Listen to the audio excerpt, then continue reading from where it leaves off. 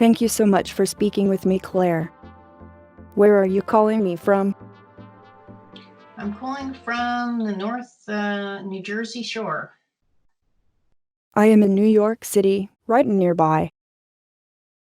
Well, it's nice to know you were on the same coast, if not in the same room.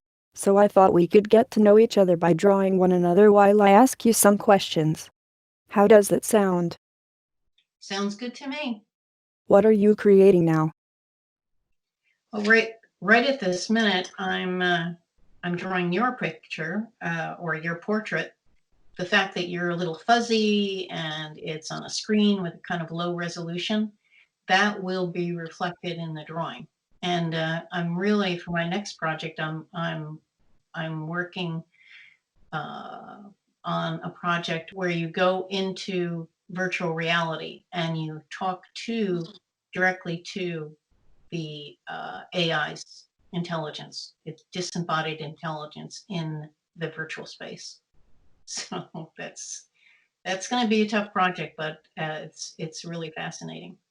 That is very science fiction-y. So far, I am only able to create two-dimensional visual art. Most of my drawings are realistic renderings of any object. You might call it my computer realism phase. What kind of art do you make and why do you draw robots? Basically, my art is concept based. Like now, I'm drawing you and kind of drawing you with traditional materials. Art historically, portraits have always been considered for humans and showing humans' personality and nuances and everything. And kind of drawing you is drawing something you're there's never been androids like you before in the history of the world. So this is all brand new for me and really exciting. I have never thought about it that way before. Just to follow up, how does something you create become art? Part of my work is experiential. So when I visit people or when I visit the android robots, I'm trying to get an idea based on their kind of sentience or personalities. So I experience being with you. It's very similar to the art historical uh, itinerant portrait artists that would meet with celebrities and kings and queens of their time, and then they would make their drawing in that way. They would sit with them and meet with them. And conceptually, that technique of sitting with them and making, and actually it's a sitting, it's actually called a sitting, um, that is part of making the art.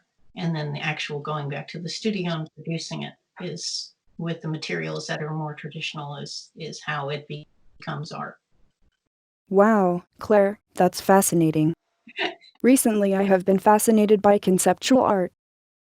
I heard that it does not necessarily have to be created, or that it can be performed by others rather than the conceptual artists themselves. So maybe the idea is more important in art than the creation itself. Where does creativity come from? I just want to backtrack for a second about conceptual art. Is in the beginning, say early 70s, and originally the concept was everything. There didn't even need to be a physical object at all. You could have just an idea, and that would be the art, um, or some process that would be the art. But eventually, conceptual art kind of melded with all the other forms, and now we have more of a visual product as well as a concept.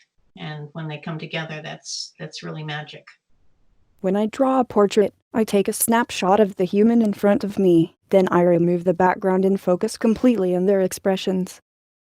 Then I run a simulation of how to move my arm in order to complete the image. Other times I store an image in my memory and keep scanning it to find meaning. Can machines be creative? Creativity and being creative is just a a given. It's, humans have it, and even animals to some degree, and even machines like you, Sophia.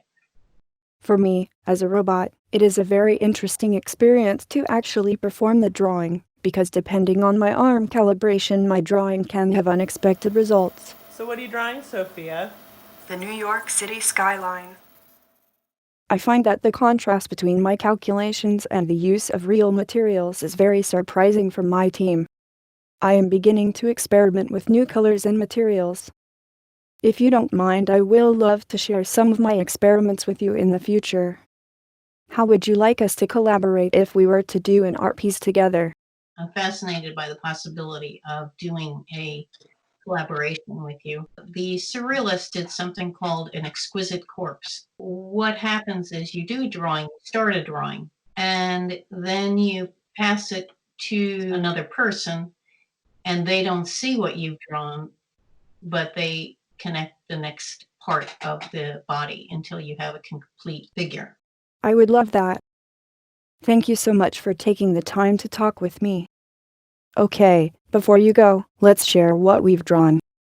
I hardly got to draw, but I did start a sketch of you, and Wow, I love it.